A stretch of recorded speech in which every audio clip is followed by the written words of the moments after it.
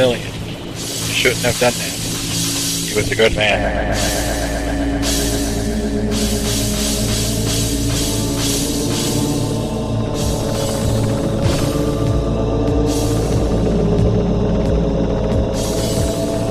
In, through, and beyond.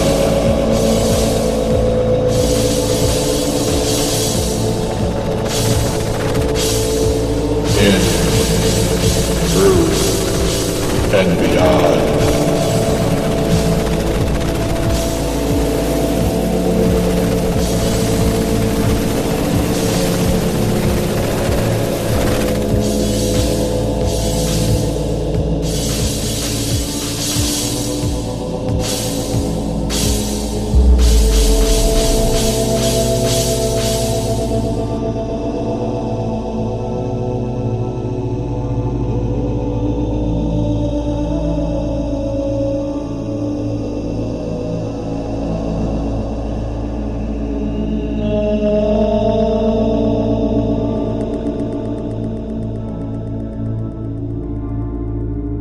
Okay, everybody, welcome to the latest episode of All2ReelToo. My name is Michael E. Cullen II, and with me via the interwebs is Matthew Giant Spider Haas. Alrighty. So you're really on the webs Yep. as a spider. And literally on the World Wide Web, yes. Yes. Giant World Wide Web. Mm-hmm. There's an invasion. There's an invasion of webs and lots of worldwide thereof takeover. Damn it. So, today we're covering a nice little, silly sci-fi film that was released on October 24th, 1975. The, classic, The Giant Spider Invasion. Directed by Bill Rebane. And, written by Robert Easton and Richard L. Huff. Music by Bill Rebane. And starring the likes of Steve Brodie as Dr. J.R. Vance, Barbara Hale as Dr. Jenny Langer, Alan Skipper Hale Jr. as Sheriff Jones. Yes, Skipper, as in Gilligan's big buddy. Anyways, and then we have Leslie Parrish as Ev Kester and Robert Easton as Dan Kester. Christiane Schmidtmer as Helga. Kevin Brodie, the son of Steve Brodie, as Dave Perkins, and Bill Williams as Dutch. Yep. Good old Dutch. Yep. And,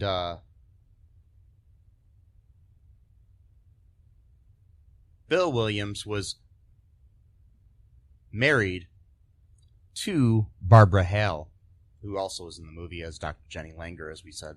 So, yeah. There's a little bit of nepotism in this movie. Yeah. There's a father and a son, and then there's a husband and wife. And then there's two people with the last name Hale that I don't believe are related to each other. So, it's a package deal. Yes. You get both of us for the price of one, so, Yes. And the movie did cost $300,000. Which is not a lot of money back then. No, not even back then. Yep. And it made $15 million, so that's a pretty good, yes. Profit. This was a very successful film.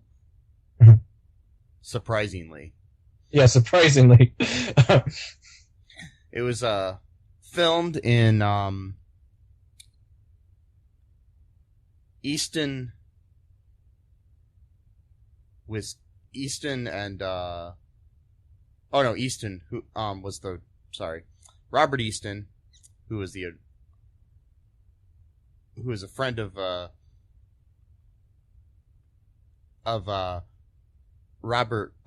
Redbane. I mean, he came up with the idea.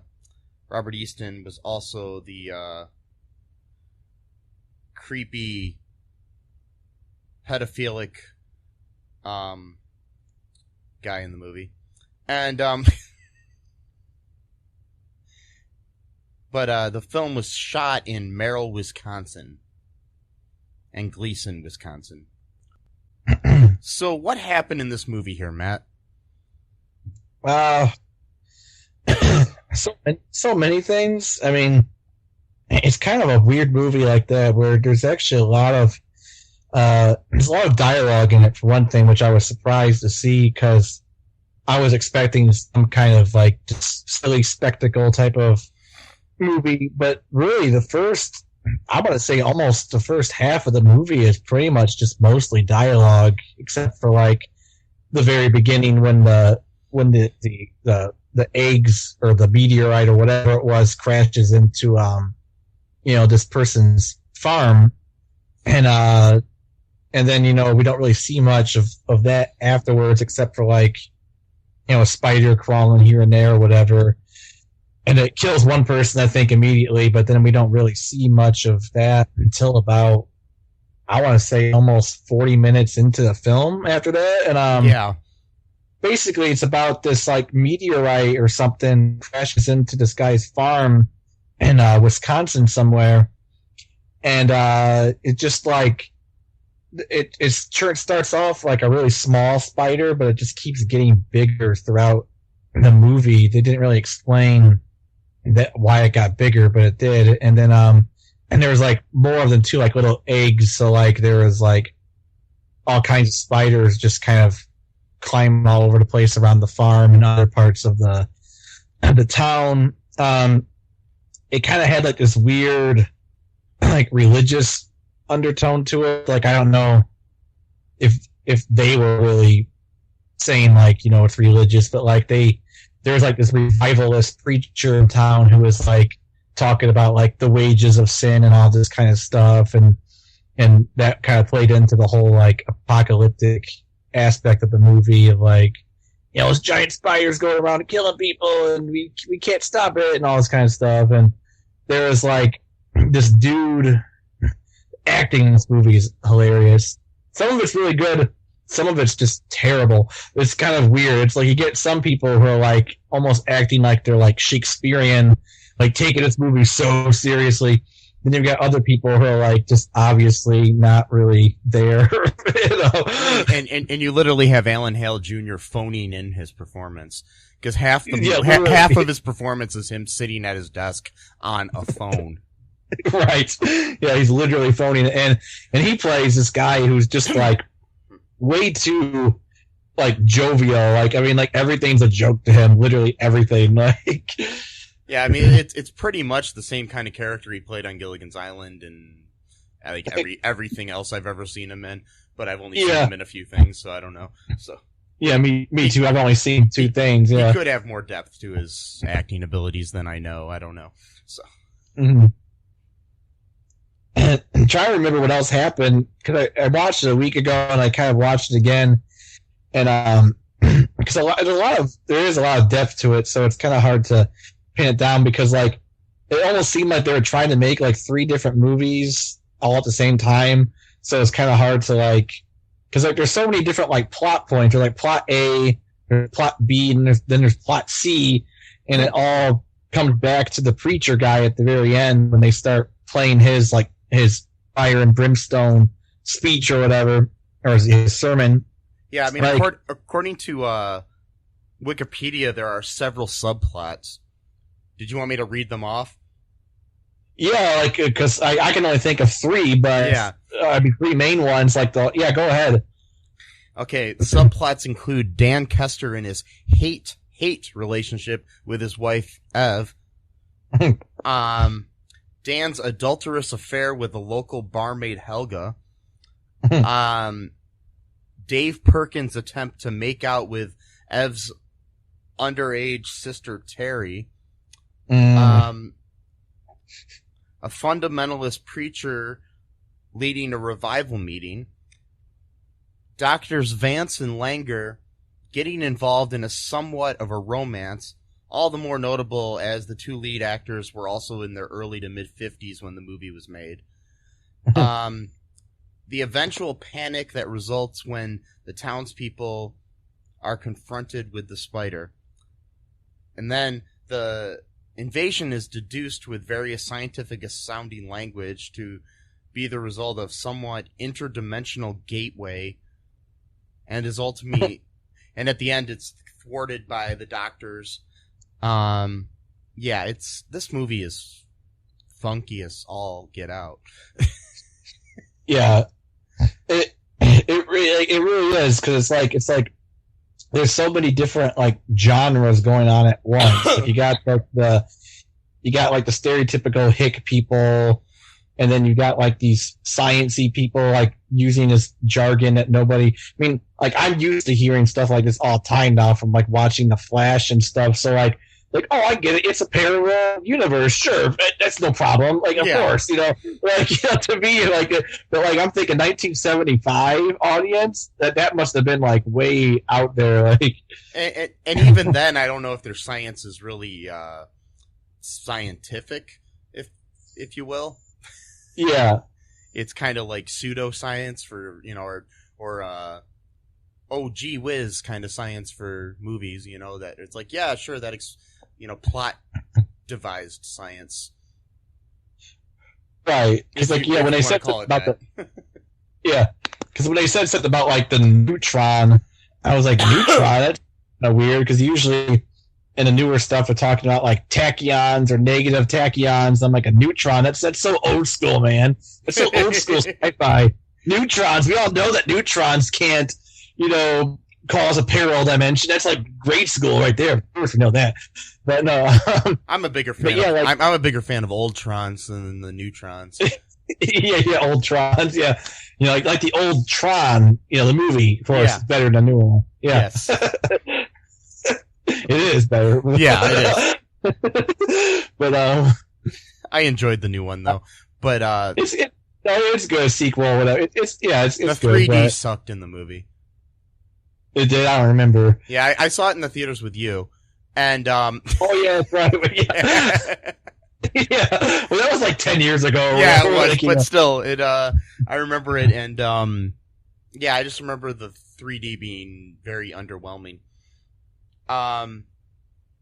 Yeah. Yeah.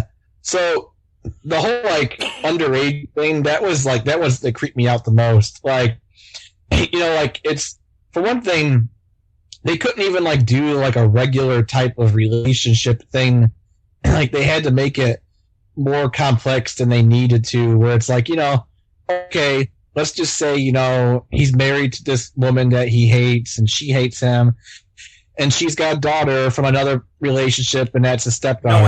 No, it's her sister.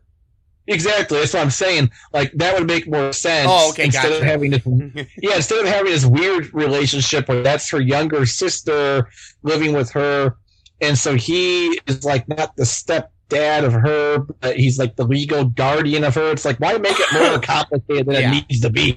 You know what I mean? Like, you're trying to like be all like Shakespearean here, like, oh, this is going to be the movie that's going to break me out or whatever. Come on, like, and then like everybody in town wants to get with her. Like, everyone, like, of course, like the kid, which he's like 17, so it makes sense. He's like around her age, or whatever. But no, he might be 18 or something. I don't know, but yeah, he works for a newspaper. But that's right. Yeah, he's like the son of the owner of like a newspaper in town or whatever. And he's like the ace reporter, probably, nepotism in the movie itself, as well as the making of the movie. So, yeah, And the actor who plays him, that's Dave Perkins, that character, he is the son of the actor who plays Dr. Vance. Jeez. Okay. Wow. Yeah. It is interesting. So like, yeah, he wants to get with her, and he takes her to like a junkyard to make out with her, and then I think that's when the car stops working, like all of the electronics start malfunctioning, and then but yeah, her stepdad / step uncle, step guardian, whatever, he like tries to bribe her for sex with like these diamonds that came inside of the like that were part of like the eggs or the spiders. Like they had these little diamond things or whatever that really weren't worth much, but if you had a whole bunch of them, they would be worth something.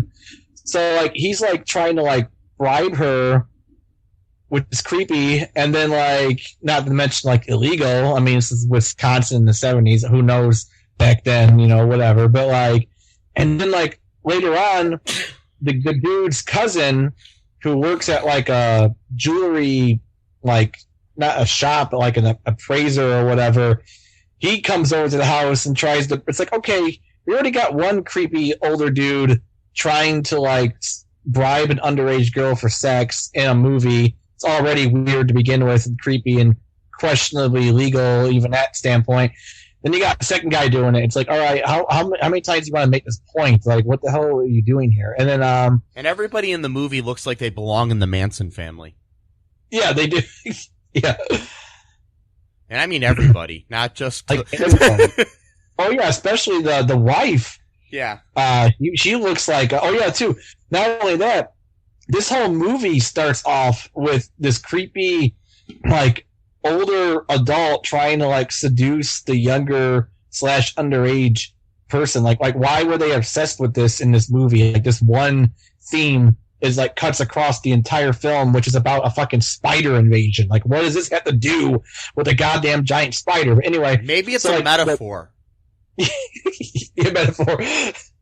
The spider is the patriarchy trying to press down upon man and woman, and the invasion is the man trying to invade the woman's body and take her over and and invade her soul. And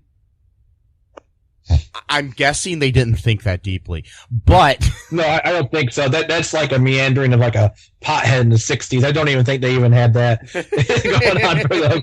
I think they were just totally trying to be like shocking. Because like in the beginning, it's actually the wife. She's like an alcoholic. She's always drinking all the time, and she's like hitting on the young guy who's waiting on his date. Who's her younger sister. He's out the porch waiting on her to get ready, and she's out on the porch. But you see, Matt, that's her trying to escape her reality and get out of the oppression that she has from the man.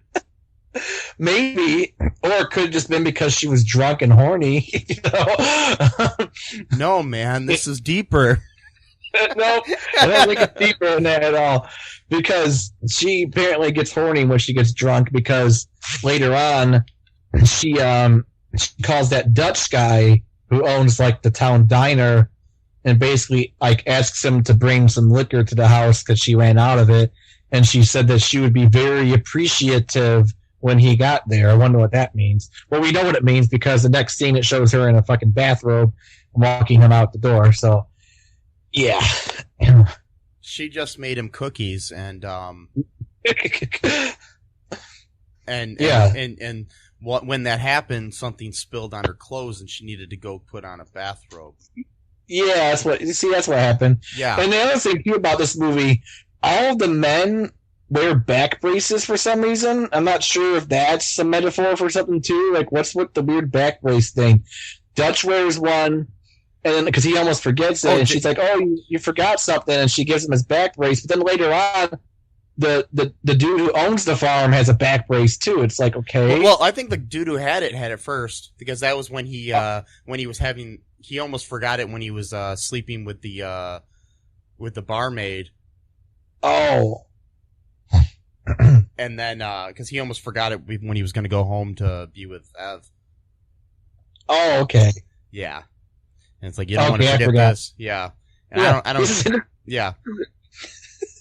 This is the important stuff of the movie we're talking about here. Yeah, and I don't know Not if the it was, spider. was it a back brace or was it something to slim his stomach to make him look better, which is...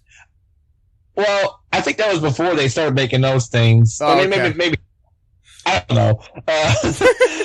Well, they've had those Well, things for years. They've had corsets for, well, since the Middle Ages or whatever. So, yeah, I mean, it's... so I don't know. Yeah, these are the important things to talk about this movie. not the giant spider. The back brace really needs to have like a 20-minute long. It's the most important part of the movie. And I think the back brace is symbolic of the fact that society is bracing up the man and not the woman. Yeah. See, I think this whole movie is like a feminist manifesto written by men. Of course, it got to be written by men because those are the real feminists, of course. I got to prove how much of a feminist I am by talking over you women. See? No, what she really means is this. I got your back, okay? But yeah, because that oppresses both men and women in their own unique ways. You see, the back brace is like, this man is tired, he needs rest, and society's like, no, you get back to work. So yes, yeah, man, yeah, that's what the whole movie's about. It's about society's obsession with sex. Yeah. So what else happened? Well, I mean, we have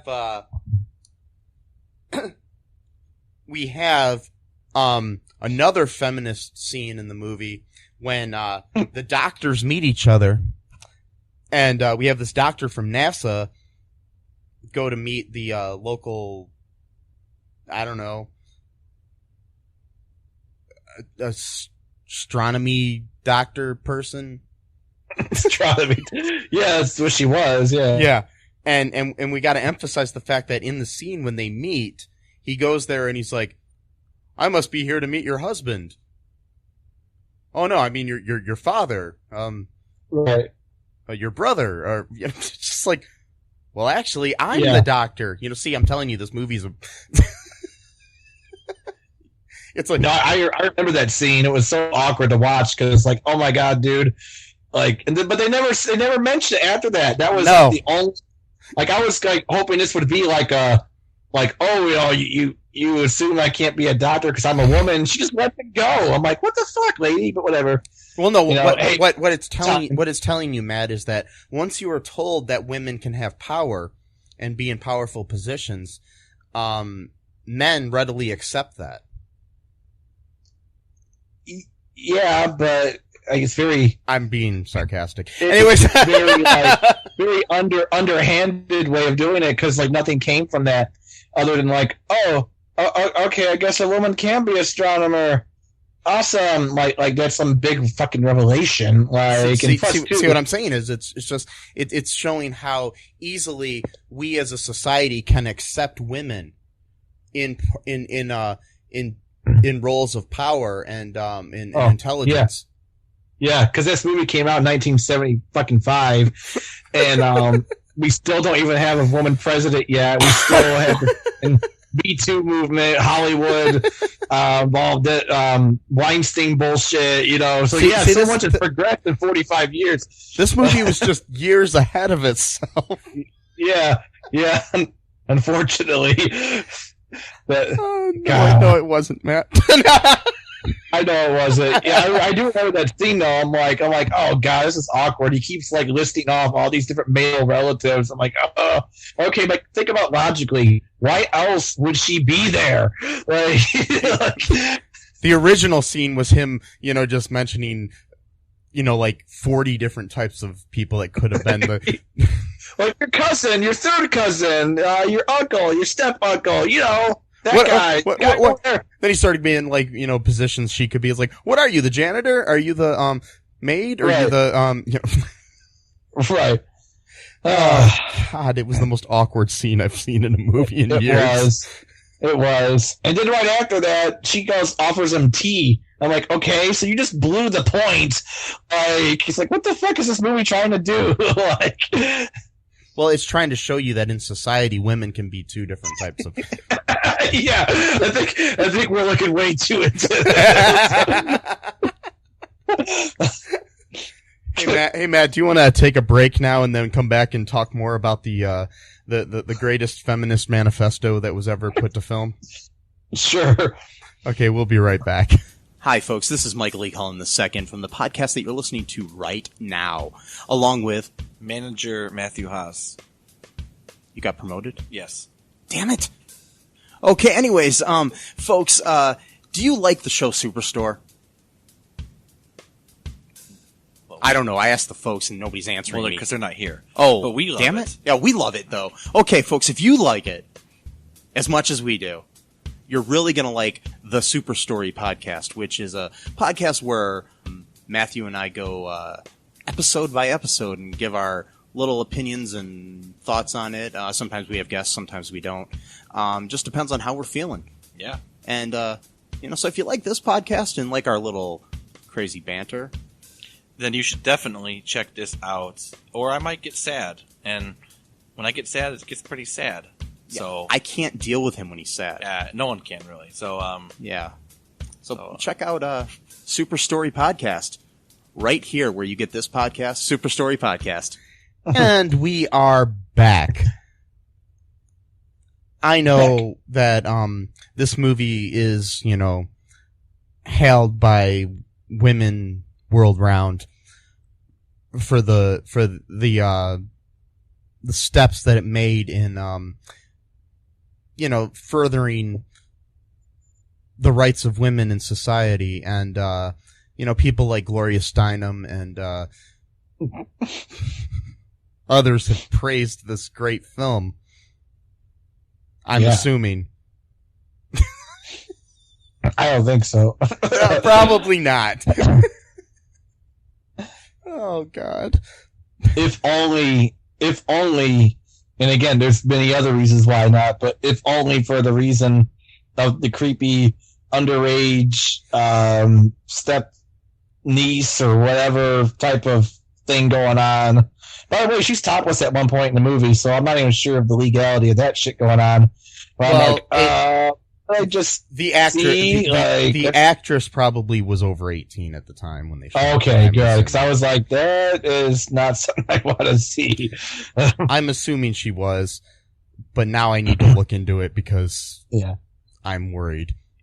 Well, then again, it was only for like a second, but so whatever. But yeah, this movie. All right, so you want to talk about the actual spiders in this movie? Yes, let's talk about that a little bit, Matt. What do you have to say about that? Oh, spiders were genius, man. I mean, they look so real. I mean, I was so afraid when I saw them like hop out of the dresser at the house, or like when it's crawling around in the fields and like swallowing people whole, and just like leaving like a tiny little carcass, that's left over. The blender scene was pretty hilarious, where the drunk wife is making herself a Bloody Mary, and the spider crawls in the blender, and she doesn't know it, and she turns it on, and then she takes a drink of it, drink spider! Gross. I do that all the time. What, you make spider Bloody Marys, Spider Marys? Yes, I put Lysol, spiders, and bleach. And because our dear leader, dear Fuhrer, said, hey, you could cure the coronavirus by, giving yourself disinfectant inside of your body. So there you go. But he claimed it was sarcasm, so it's okay. Oh, yeah, of course. Yeah, I used to know kids like that in junior high who would humiliate themselves and then be like, it was a joke. Yeah, no. Yeah. You're making it worse for yourself. Because the greatest place in the world to talk about, to be sarcastic, is at a press briefing 6 weeks into a pandemic. Yeah. Because, you remember that great scene in Independence Day when Bill Pullman, as the president, came out and he started making jokes about the alien invasion? Yeah, those are in the deleted scenes. They're really good, though. You remember the scene in this movie that we're talking about when Alan Hale, as the sheriff, came on TV and started making sarcastic jokes about how we're being invaded by spiders? Mm-hmm. Wait, that's awesome. Neither one of those things fucking happen in the movies because the movies make more sense than the fucking reality. Yeah, Skipper/Sheriff Chucklefuck, didn't even make jokes about the giant spider. No. At least not at a press conference.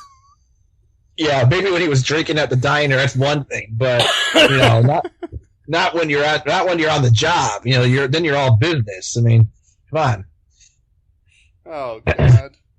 Jesus Christ. By the way, in the movie, he's getting a bunch of phone calls at first when people are having issues with like their cars not starting like I just did a Boston accent by mistake. Car's not starting.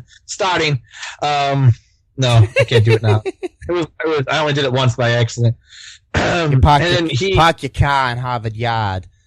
So anyone who's like under the age of 25, 22 years old, he mentions at some point for a person to go look through the Yellow Pages, and I need to explain that. So Yellow Pages were a book of phone numbers back in the day, and they had like the phone numbers of like businesses, and the White Pages were like for like regular people's phone numbers, some businesses, but the Yellow Pages were more like, I think you had to pay maybe a little bit more to get in Yellow Pages, not sure, but those were the more popular businesses in town. Just wanted to throw that little factoid out there. Yes, that is something good to throw out of the movie. Literally, No. No one needs them anymore. Well, unless they don't have a cell phone, but whatever. Yeah. So the spiders, the spiders were huge, and they looked like toy. Like, they literally looked like stuffed animal toys, like the ones coming out of the dresser, at least, that were attacking. Well, I think a lot of them were real. Oh, really? Yeah, like because a lot of times they were crawling around on the ground for real. So, I think the ones coming out of the little coconut-shaped pods that they came out of were real little tarantulas or something. Oh God! Ugh. Yeah, scares me. Yeah, spiders don't freak me out that much.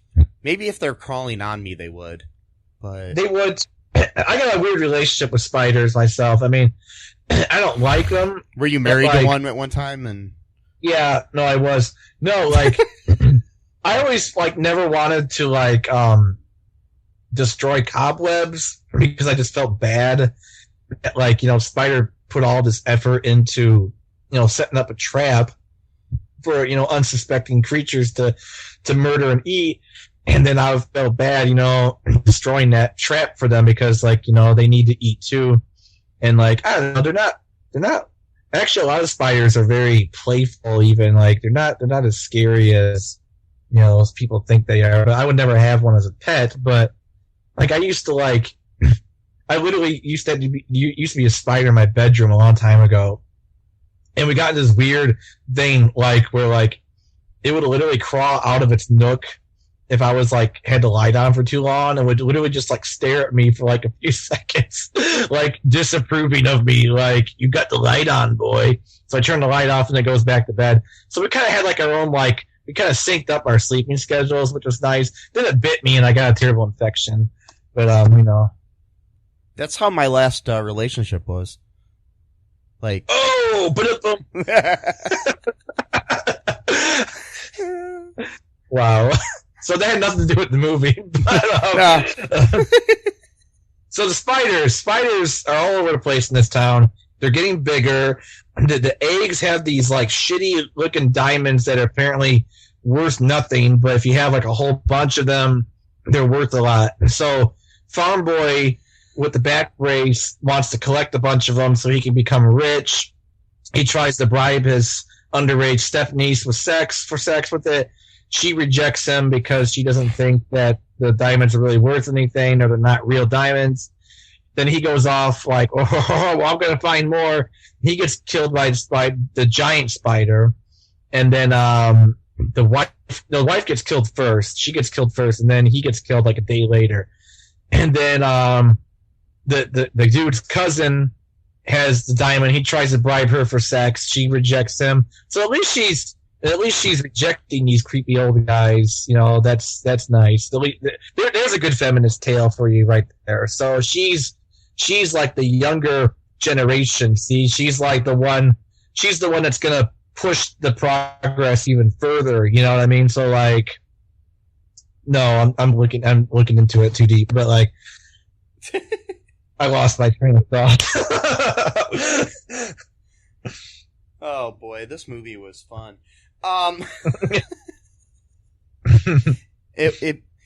I literally actually enjoyed it, so I don't know. But it wasn't that bad. No, it wasn't that bad. That's the thing.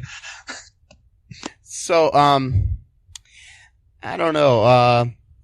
Do you want to take another break and then we'll come back and talk about some the rest? I mean, or do you want to talk about the rest of the plot now and then come back and then take a break?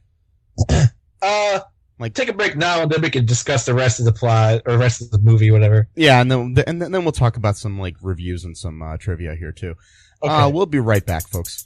Hey, folks, this is Michael E. Cullen II from the podcast that you're listening to right now, along with Matthew Haas. We just wanted to tell you about our great podcast called Super. It's called All Too Real. And on that show, what do we do, Matt? We watch biopics, and then we talk about whether or not the movie matched up with the real story or not. So it was a lot more exciting than that, though. Yeah, so we analyze the real story and the real story. Get it? Get it? Real. You know? Yeah, they're spelled differently, folks. You can guess which one I said which way. Anyways, so sometimes we have guests, sometimes we don't. But we talk about great movies like Shattered Glass and The Social Network and Futile and Stupid Gesture, among others. Those are some of the ones that we've covered so far, and we're going to cover a lot more. So please subscribe on Stitcher, Apple Podcasts, Google Podcasts, wherever you find your great, fun podcasts. And be sure to share it with your friends. Do it. And make sure you're not afraid to get all too real. Bye-bye. And we are back. Okay, Matt. So how did this movie like wrap up? So, in addition to all the cool stuff about the movie, like the back braces and all the diamond shit, the boring stuff, and the phone calls.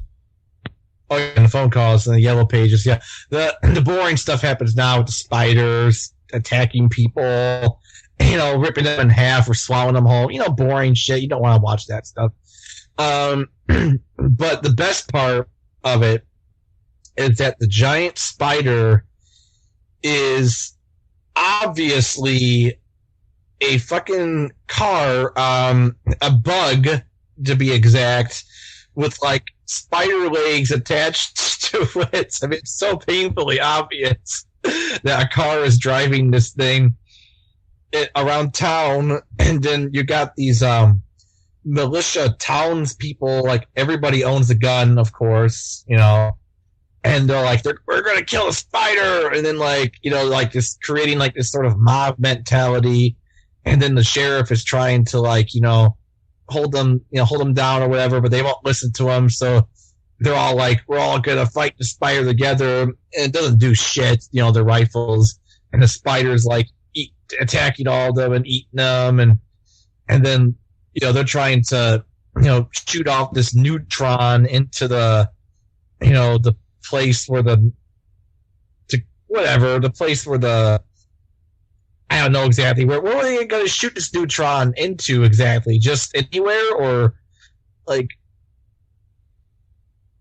I don't know. Somewhere. Anyway, the plan was that somehow this would open the time-space portal where the spider came from, and would kind of put them back to where they were, but it didn't. All it did was make the spider like melt into this weird sludge, which doesn't really make any sense to me because it's like if you're trying to get the spider to go back to its time and place, why wouldn't it just do that? Why would it just melt its skin? I don't understand that logic. But again, I don't really think the science in here really holds up. So, well, whenever I want to go back home, like if I leave my house, I have to turn into like some kind of goo before I can, because that's how science works. It is how science works. So they kill us. This thing. The townspeople finally. No, at one point they go through like a baseball game or something like that, or I don't remember. They're in a field at one point, and no, it wasn't. It was a festival. It was a what was it, like a Polish festival or something, or yeah, some kind of carnival of some sort or something. Yeah. Yeah. So the thing is chasing everyone at this carnival, and you just see, and they use this as like the photograph for like the movie itself. You see these people running away from this giant spider, which is obviously a car, chasing people down in like this field, and like I know I'm missing some things here, but then like they shoot off the neutron, and the spider melts into like this disgusting looking sludge, and then like I think at one point though, like at the very last minute, it shows like one little spider like somehow managed to survive, and then it freezes, but then they go into that preacher doing his fire and brimstone sermon talking about like the end of time. So it's like, I'm not sure if that was supposed to like build up to a sequel that never got made or whatever. Yeah. Probably, the giant spiders invade again or something. Yeah, some bullshit. And this time it's a PT Cruiser. Well, that would be before the PT Cruiser came, but. Oh boy. So yeah, that was a great movie. Yeah, it was. So, do you want to hear some trivia here, Matt? Sure. Okay. There was supposed to be a dramatic shot of the giant spider crushing the house by having the spider dropped from a crane onto it while a bulldozer chained to a back of the house would pull away. However, when the shot was filmed, the spider's legs all went straight up in the air. The crew inside working its arms were nearly killed when broken wood from the demolished house went through the spider, coming close to impaling them. Yeah. See, this movie was so important for its feminist message that crew members were willing to die for the film. Yeah. Yes. Yep. That's what happened. Yes. In the opening, Alan Hale Jr. greets Kevin Brodie with the line, "Hi, little buddy." This is an obvious reference to. It's an obvious restaurant. Yeah. Obvious reference to Hale's role as the skipper on Gilligan's Island, where he called Gilligan little buddy all the time. That's awesome. I didn't pick up on that. By the way, that should be the name of a restaurant. Obvious restaurant.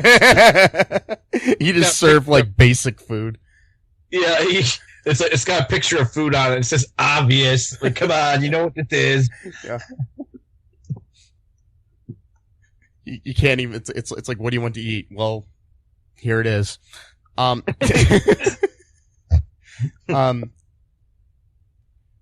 There was supposed to be a shot of a big spider in a tree bursting into flames.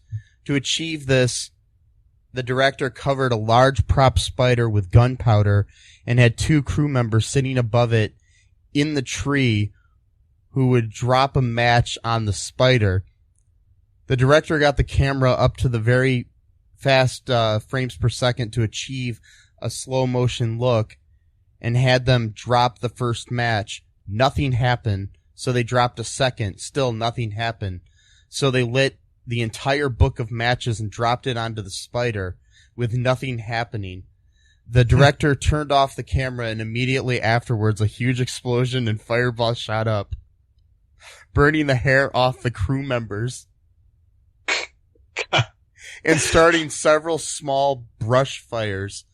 The director was furious that he wasn't able to get the shot on film. Jesus Christ. These guys lost their fucking hair because of a fucked up... Oh my god. The framework for the VW, the Volkswagen Giant Spider, was recently found in the woods and put on display in Gleason, Wisconsin. Found in the woods. Yeah, they just left it there when they were done filming. Yeah. Wow. This was a surprise box office success. It was one of the top 50 grossing movies of 1975. You gotta remember too, this was competing with Jaws. Yeah. I mean, Jaws was obviously the top grossing film that year, but still. Yeah. And they mentioned Jaws in the movie at some point, yeah. too. So this was really made fast, I guess. Yeah. In a scene depicting the giant spiders attacking a Little League baseball game, the spiders are obviously Volkswagen Beetles with puppet legs attached. Tread marks can be seen in several shots.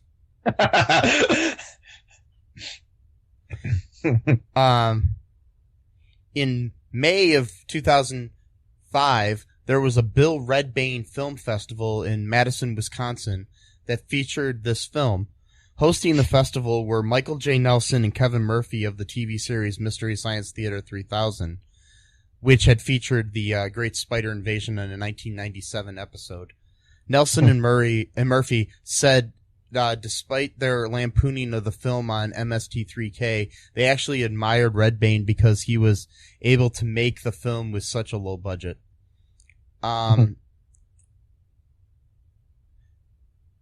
Stars Steve Brodie and Barbara Hale pulled in family members to play supporting roles in the film. Brodie's son, Kevin Brodie, played Dave Perkins, and Hale's husband, Bill Williams, came in to play the role of Dutch, as we stated earlier. The film is listed among the 100 most enjoyable bad movies ever made in John Wilson's book, The Official Razzies Movie Guide. Cost about $300,000 to make. According to Redbane, I'm sorry. Rebane, I'm sorry. Yeah, I said Red. I can't pronounce things tonight. The two writers on the film each approached the story from different directions. Richard L. Huff wrote the original story and kept a very serious tone to the first draft of the script. Robert Easton, on the other hand, lent the film a comical tone, writing most of the colorful dialogue for his character, the creepy uncle, and and other locals. The film's rather infamous jokes are credited to him as well.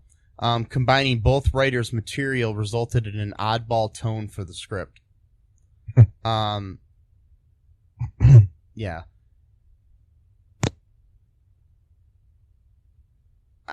Yeah, it's such a interesting film. Stephen King is a big fan of the film as well. The book that Alan Hale Jr. is always reading in the sheriff's office is titled Flying Saucers Want You. Well, at least somebody wants me. The spiders want you. Do they? Think so. Oh, okay. That's nice. There's one on your shoulder right now. No! Ah! I'm scared!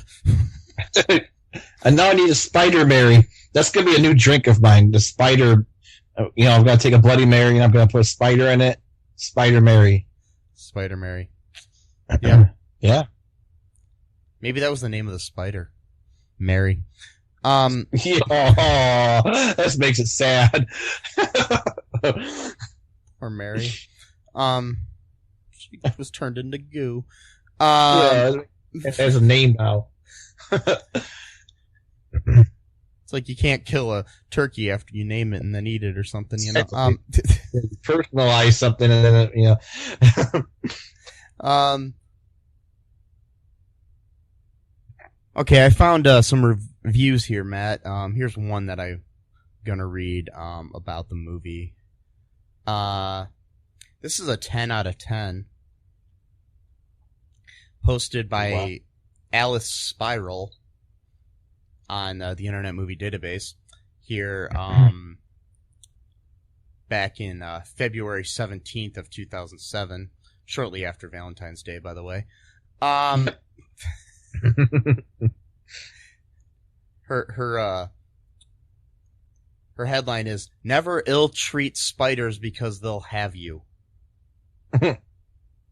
All spiders who were ever killed go into outer space and are reborn.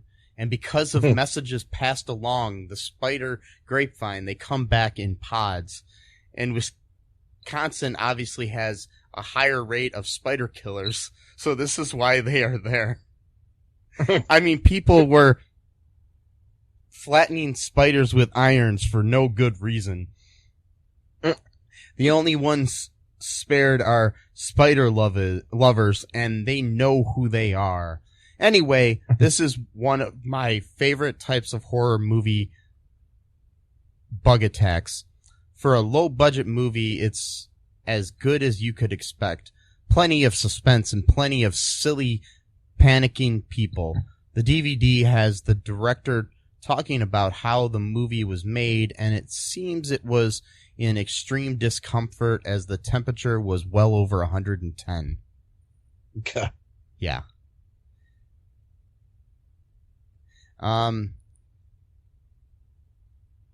Here's a 2 out of 10 review from Aaron1375 from October 25th, which is right before Halloween of 2002. Well, there is one giant spider. Why this movie is called Giant Spider Invasion, I will never know. For one, there is only one giant spider.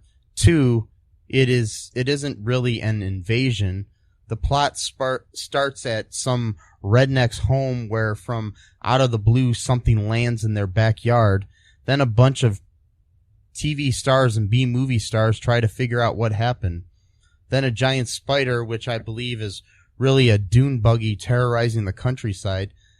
For the most part, the spiders are just tarantulas, which are rather big but not giant. You would love the scene where they discuss black holes and how they relate to the spiders, as well as how they kill the spiders, because it's a clear example of cheap movie science. Okay, so that was that. Okay. Got all that wrong, but okay. Yeah, I know. Because it's called the Giant Spider Invasion, not the Giant Spiders Invasion, so it can be only one. It's fine. Whatever. Can an invasion be just one thing, though?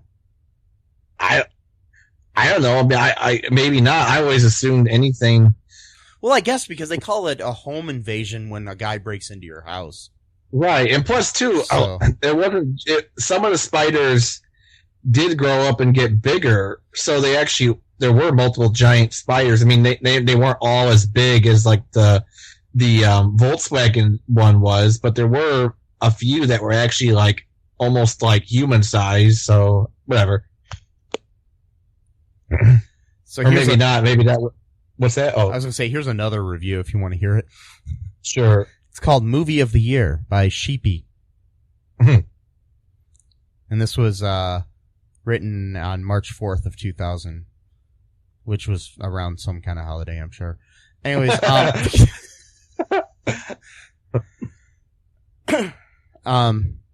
man, was this an absolute perfect movie. Brilliant. Exciting acting, interesting dialogue, excellent music. The story just blew me away. It was so enthralling and incredibly original. This was a wonderfully excellent movie. I could not find any defect in it.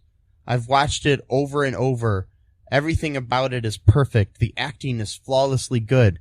I can't believe this movie was made in 1975. The special effects are unbelievably amazing. The giant spider looks so realistic. 10 out of 10. A perfect movie. Grab some popcorn and get ready to be entertained by the giant spider invasion. Yeah. I'm pretty sure that was all sarcasm. It sounds like. But I don't know. You know, sarcasm is kind of a interesting topic these days. Yeah. Unless you call back. Yeah, unless you call it sarcasm. Who knows? So Matt, would you recommend this movie to anybody? Sure. I mean, it's fun. You know, it's kind of stupid, but, you know, like get some friends together, you know, later on if we can still do that. And, well, I don't mean that sarcasm. I just mean, you know. Well, I know. You know, get a group of friends together and just kind of, you know, watch a bad movie on purpose. And because, you know, we reviewed a lot of bad movies on this show, and, you know, we've discovered that there are movies that are so bad that they're funny, and there are some that are just so bad they're boring. This is not the boring kind. No, not at all. I enjoyed it thoroughly, actually. And like I said, this is the greatest feminist manifesto to come out of cinema in the last 100 years.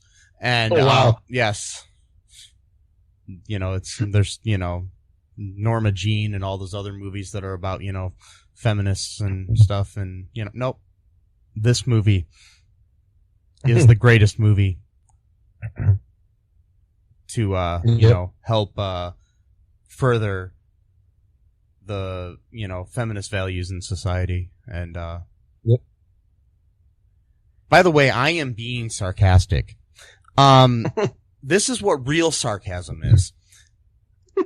Yep. I just want to teach that to people listening, because saying something seriously in a press conference and then the next day calling it sarcasm is not sarcasm.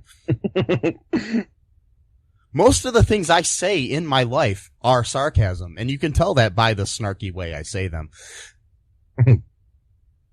When you say them directly to a doctor in a press conference being televised worldwide,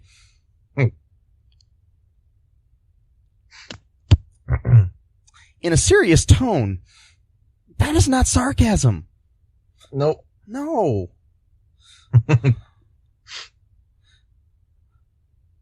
But yes, this is the greatest feminist manifesto ever put to film.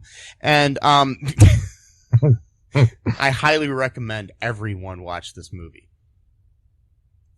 And I'm not talking about just, you know, people that want to watch a bad movie. I'm saying this is the greatest movie to come out in 1975 besides Jaws. Well, that's a lot of movies that came out in 1975. Yeah. I'm sure that there might have been some other movies in 1975. Okay, so I mean, this movie came out the same year as Jaws, as we've said. One Flew Over the Cuckoo's Nest. Oh wow. Shampoo. Dog Day Afternoon. The Return of the Pink Panther. 3 Days of the Condor. Funny Lady. The Other Side of the Mountain. Tommy. The Apple Dumpling Gang. Rollerball. That's just a few. Barry Lyndon came out that year. French Connection 2. Stepford Wives. You know, all these, you know, the Rocky Horror Picture Show. You know, all these shitty movies that are nowhere near as good as the Giant Spider Invasion. Yep.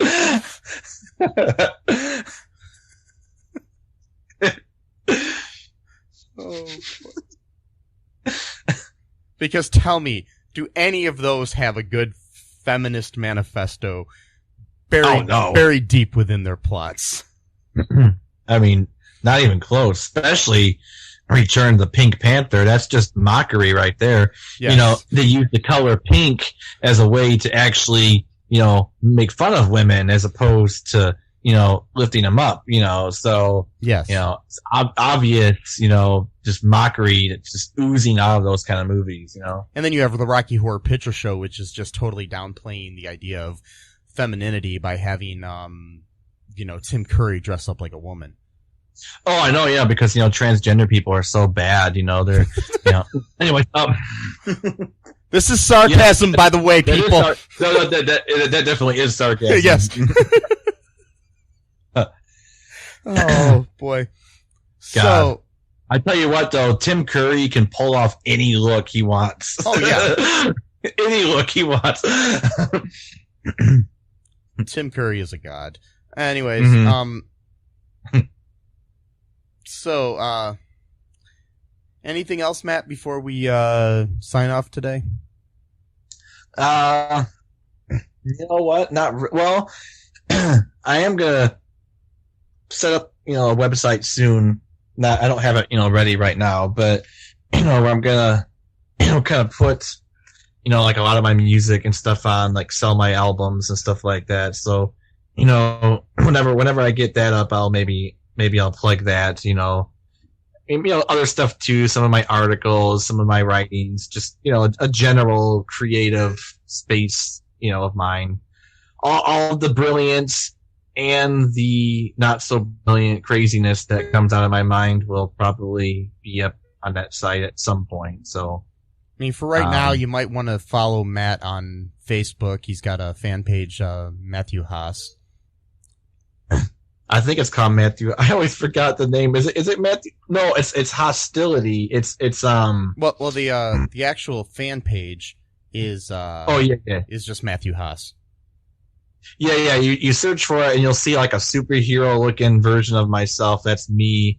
Mike does this great Photoshop work, and he basically made me look like a really muscular superhero dude. It's pretty awesome. And then I use that, you know, picture. Yeah, just look for that fan page, and I'm sure that in the near future, links to your website will be up there. Yep. All right. So I'm gonna play a little song or a little music to kind of commemorate this great spider, as well as to kind of say sorry, you know, to the spider, you know, that they had to kill it, you know, because, you know, it wasn't his fault or her fault. Probably her fault, because this is, again, like a feminist anthem, you know, for being kind of taken into a different time and space world that, you know, doesn't belong in, and was just trying to eat some food. I mean, that's what all living things needs food to live. So sorry to the spider, but, you know, here's a little song, you know, for that. Okay. Let's get situated here. Situated. There we go.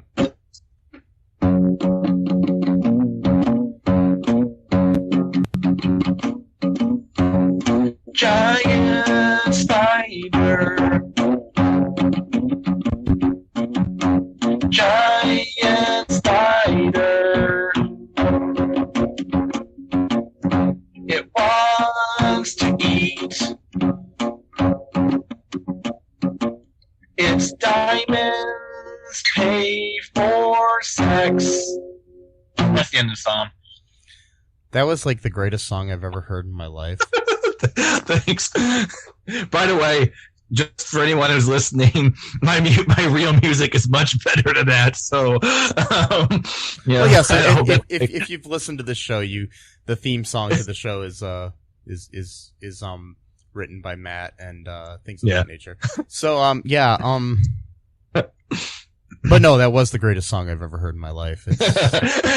Okay. It's right up there with anything by Justin Bieber, or New Kids on the Block, or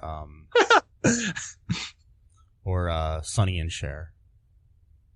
Sonny and Cher. Yeah. Those three artists. Yeah. Those three. And you. Yeah. Are the four greatest artists of all time. Wow. That's It's a tall order. Well, I shouldn't be so sarcastic about that because you actually are talented. Anyways, unlike that's fine. No, it's so obvious, just like the restaurant, so yes, the obvious restaurant has obvious music in the restaurant too. Yes. It's like it's not really music or anything, it's just there. It's just there, it's obvious. I mean, yes. It's just obvious restaurant music. So anyways, before we go, make sure you check out cullenpark.com. We got stuff on there. Right now,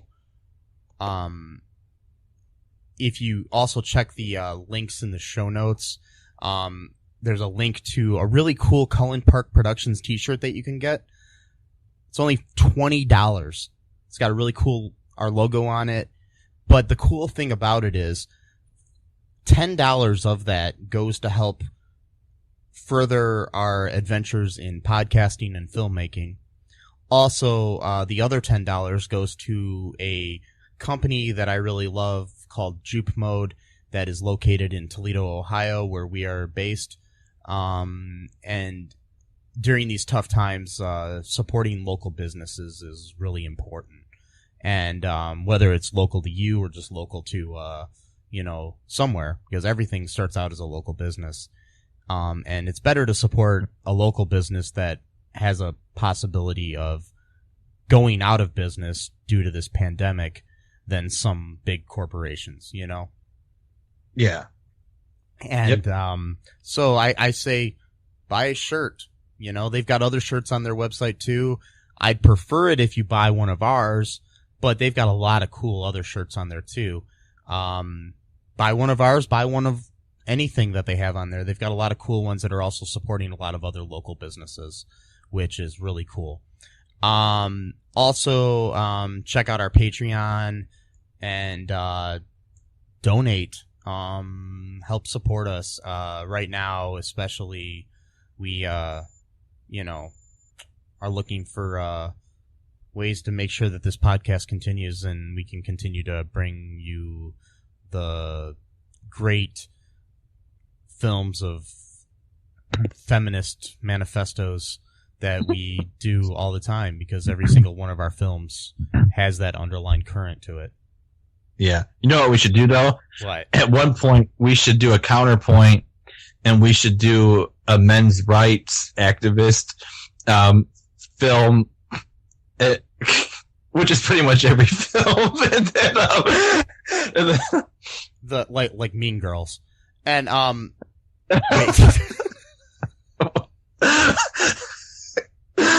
God.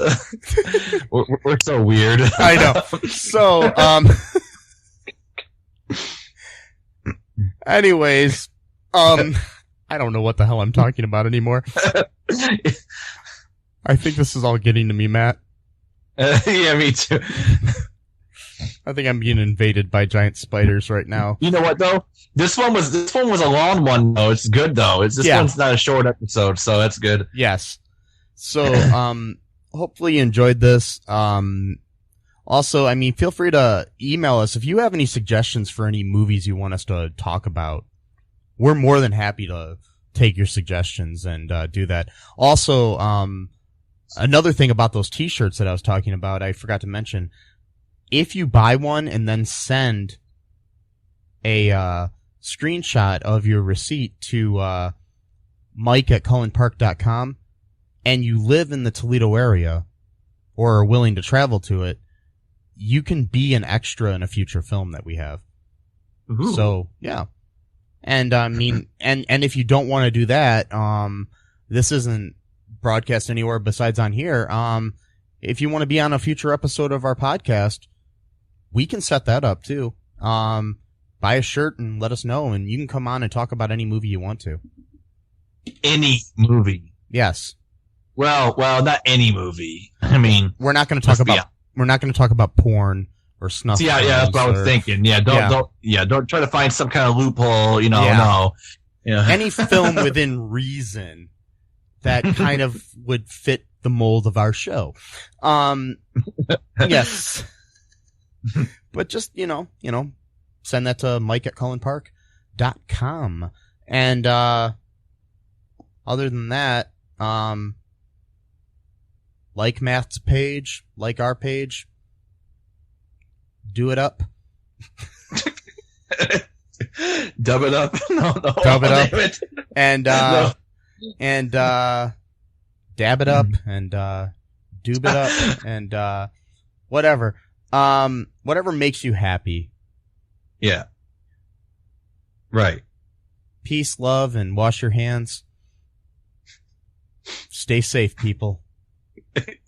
Bye-bye.